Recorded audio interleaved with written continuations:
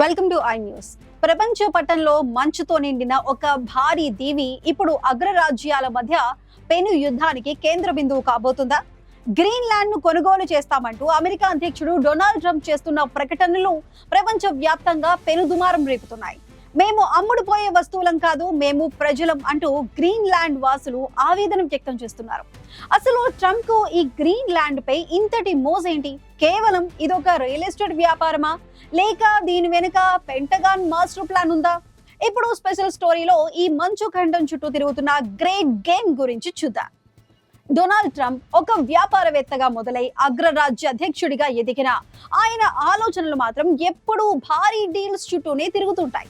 Greenland ను కొనుగోలు చేయాలనే ఆలోచన ట్రంప్ కు కొత్తదేమీ కాదు. తన మొదటి టర్మ్ నుంచి ఆయన దీని గురించి ప్రస్తావిస్తూనే ఉన్నారు. కానీ ఇప్పుడు ఆ ప్రతిపాదనను మరింత సీరియస్ గా ముందుకు తీసుకువెళ్తున్నారు.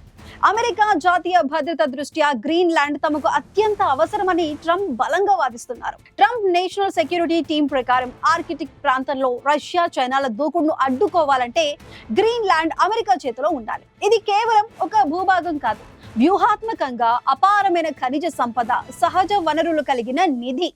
ఈ కొనుగోలుకు సంబంధించి అమెరికా బృందం ప్రస్తుతం డెన్మార్క్ తో చురుగ్గా చర్చలు జరుపుతోంది. అయితే గ్రీన్లాండ్ ప్రజలు మాత్రం దీన్ని తీవ్రంగా వ్యతిరేకిస్తున్నారు. మేము ఒక ప్రొడక్ట్ కాదు, మాకంటూ ఒక ప్రత్యేకమైన సంస్కృతి, భాష, దేశం ఉన్నాయి అని వారు గర్జిస్తున్నారు.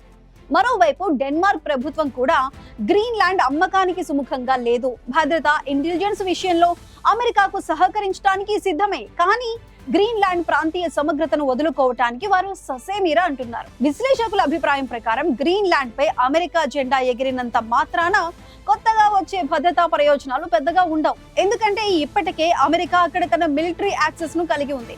మరి ఇంతటి వ్యతిరేకత ఉన్న ట్రంప్ ఎందుకు పట్టుబడుతున్నారు? దీని వెనుక భవిష్యత్తులో ఆర్కిటిక్ రూట్లపై పూర్తి ఆధిపత్యం సాధించాలనే ప్లాన్ ఉందా?